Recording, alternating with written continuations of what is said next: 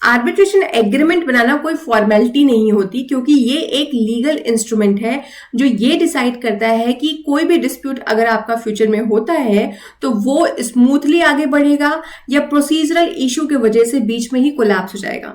और surprising fact ये है कि इंडिया में हर 3 में से एक आर्बिट्रेशन क्लॉज जुडिशियल स्क्रूटिनी में फेल हो जाता है, सिर्फ इसलिए क्योंकि पार्टीज बेसिक एसेंशियल्स को लाइटली ले लेती हैं।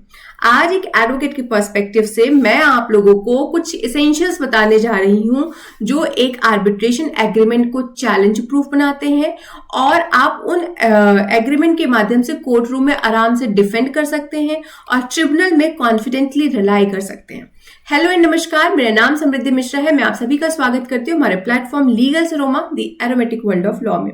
आर्बिट्रेशन के बस वर्ड बनने से एक प्रॉब्लम हुई, लोग क्लॉज लिख देते हैं लेकिन उसके लीगल कॉन्सिक्वेंसेस समझते ही नहीं है, और जब डिस्प्यूट आता है तब रियलाइज होता है कि ड्राफ्टिंग क्लैरिटी तो बिल्कुल जीरो थी। इसीलिए आज का वीडियो ड्राफ्टिंग स्टूडेंट के लिए नहीं, प्रैक्टिशनर्स, इन हाउस काउंसिल्स और उन बिजनेसेस के लिए है जो एनफोर्सेबल कॉन्ट्रैक्ट्स बनाना चाहते हैं। तो मेरी वीडियो का ऑब्जेक्टिव सिंपल है कि मैं आप लोगों को इस वीडियो के माध्यम से 7 एसेंशियल्स बताऊंगी जो एक आर्बिट्रेशन एग्रीमेंट को कोर्ट प्रूफ, चैलेंज प्रूफ और एग्जीक्यूशन रेडी बनाते हैं। तो चलिए हर एक एसेंशियल को डिटेल में डिस्कस करेंगे। तो हम लोग शुरू करते हैं एसेंशियल नंबर 1 से। ये बात करता है कि जितने भी एग्रीमेंट होंगे वो रिटन और अनइक्विवोकल होने चाहिए। मतलब जब आप सेक्शन नंबर 7 पढ़ते हैं आर्बिट्रेशन एंड कंसिलिएशन एक्ट का, तो वहां पर लिखा है सब सेक्शन 3 में 7th के, an arbitration agreement shall be in writing. Written होना कंपल्सरी है, लेकिन राइटिंग का मतलब सिर्फ साइंड कॉन्ट्रैक्ट नहीं होता है। जब हम सेक्शन नंबर 7 का सबसेक्शन 4 का क्लॉज ए पढ़ते हैं तो वहां लिखा है कि document signed by the parties. अब इसका मतलब है कि अगर एक ही डॉक्यूमेंट में आर्बिट्रेशन एग्रीमेंट भी है तो सिग्नेचर एसेंशियल है। फॉर एग्जाम्पल, अगर 2 पार्टीज के बीच में कॉन्ट्रैक्ट हो रहा है और उसी कॉन्ट्रैक्ट में आर्बिट्रेशन क्लॉज को भी आपने मेंशन किया है, तो वहां पे दोनों पार्टीज की साइन होना जरूरी है। वही साइन उस कॉन्ट्रैक्ट को वैलिड बनाएगा। अगर सेम कॉन्ट्रैक्ट में आर्बिट्रेशन क्लॉज तो है पर सिग्नेचर मिसिंग है, तो सेक्शन नंबर 7 सबसेक्शन 4 के क्लॉज ए के हिसाब से वो वैलिड नहीं होता है। सेक्शन नंबर 7 सबसेक्शन 4 का जब बी पढ़ते हैं हम, तो उनके according letters, emails, exchange of statements, even WhatsApp messages जहां आर्बिट्रेशन का रेफरेंस हो वो वैलिड होता है। फॉर एग्जाम्पल, जैसे ABC लिमिटेड है और XYZ ट्रेडर्स हैं, इनके बीच में ईमेल्स एक्सचेंज होता है। अब XYZ ट्रेडर्स ने लिखा कि in case of any dispute matter will be referred to arbitration.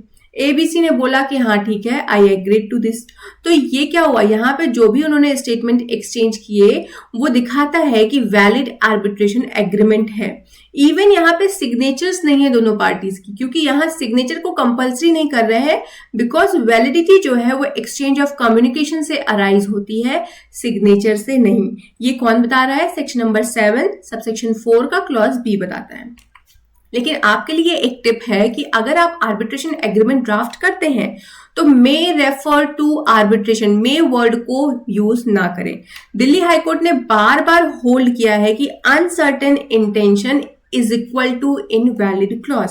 तो अगर आपके इंटेंशंस क्लियर है तो आप उसको क्लियरली मेंशन करो। देखिए, हम लॉ में पढ़ते भी हैं कि मे वर्ड और शैल वर्ड में डिफरेंस क्या है। शैल जो है चीजों को बाइंडिंग कर देता है या मैंडेटरी कर देता है, लेकिन जब बात मे की आती है तो मे में 2 चीजें आती हैं, मे बी भी हो सकता है, मे नॉट भी हो सकता है। इसीलिए अगर आपको अपना एग्रीमेंट स्ट्रॉन्ग करना है तो वहां पे आप कोशिश करिए शैल वर्ड यूज करने का, ताकि आपकी इंटेंशन क्लियर हो सके। आई होप मैं यहां तक क्लियर हूं। एसेंशियल नंबर 2 में बात करते हैं clear intention to submit disputes to arbitration. तो देखो, जब हम सेक्शन नंबर 7 का सबसेक्शन 1 पढ़ते हैं तो वहां लिखा है parties agree to submit dispute to arbitration. Parties की इंटेंशंस क्लियर होनी चाहिए। Dispute shall be referred to arbitration. आपके एग्रीमेंट में ऐसी लाइंस मेंशन होनी चाहिए। अभी भी मैंने बताया, शैल जो है आपको यहाँ पे मैंडेट कर देता है, मैंडेटरी रिस्पॉन्सिबिलिटी शो करता है, लेकिन जब हम बात में की करते हैं तो वो आपके एग्रीमेंट को कहीं ना कहीं वीक बना देगा।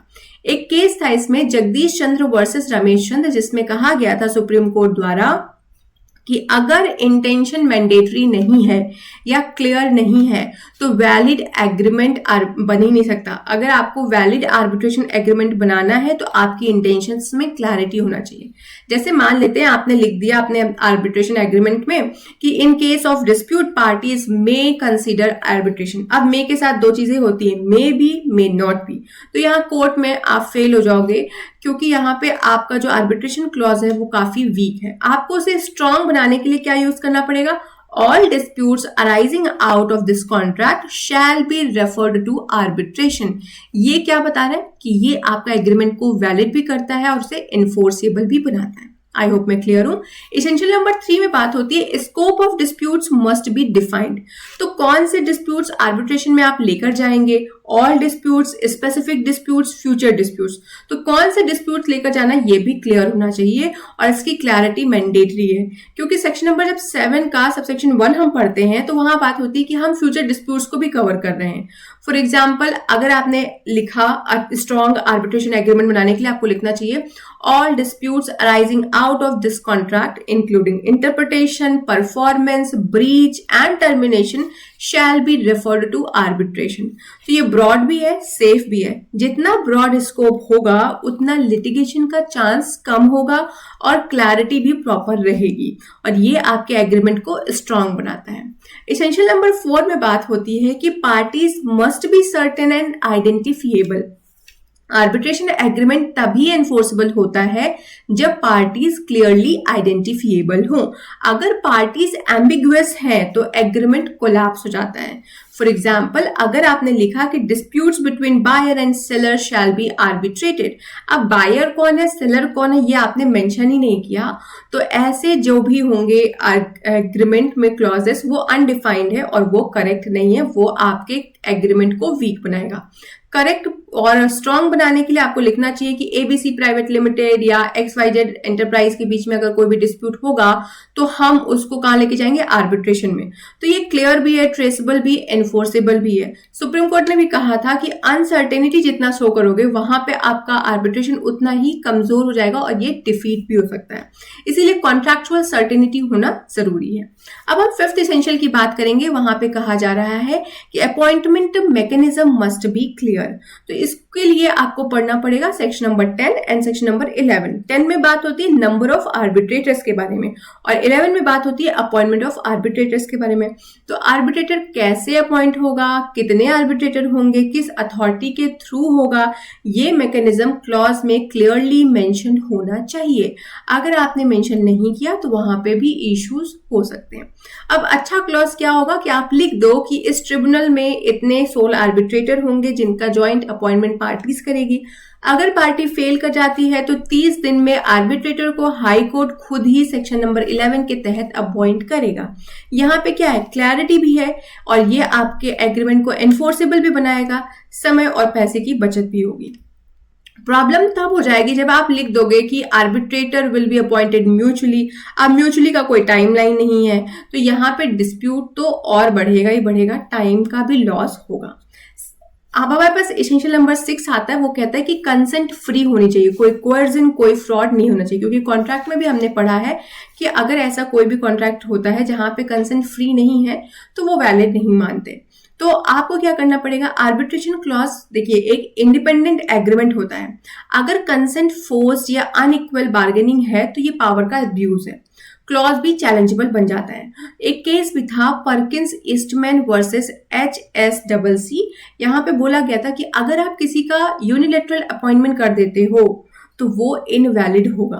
जैसे इसमें एम्प्लॉयर ने एक क्लॉज मेंशन किया था कि एक अगर कोई भी डिस्प्यूट होगा तो managing director will be shawl आर्बिट्रेटेड।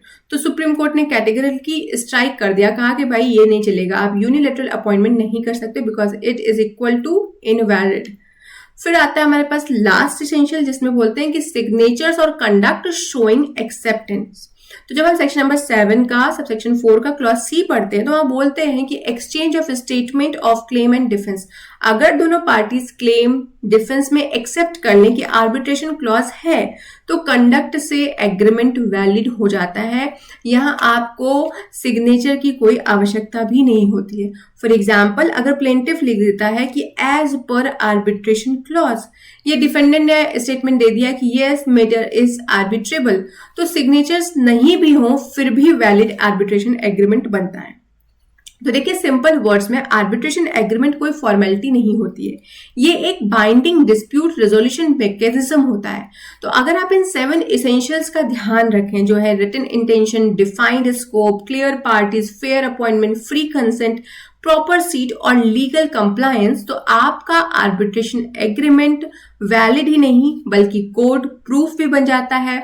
Strong clauses की वजह से आर्बिट्रेशन स्मूथली होगा और अगर आप वीक क्लॉजेस डालोगे तो वो बीच में ही कोलैप्स कर जाएगा। चॉइस हमारे हाथों में होती है। आशा करूंगी कि ये जानकारी आपको पसंद आई होगी। पसंद आई हो तो मेरे चैनल को सब्सक्राइब करना ना भूलें। आप मेरे प्लेलिस्ट को भी विजिट कर सकते हैं, वहां पे बहुत सारे वीडियोस हैं जिसमें से कोई ना कोई वीडियो आपकी हेल्प जरूर करेगा। आज के लिए बस इतना ही। Thank you. Have a good day.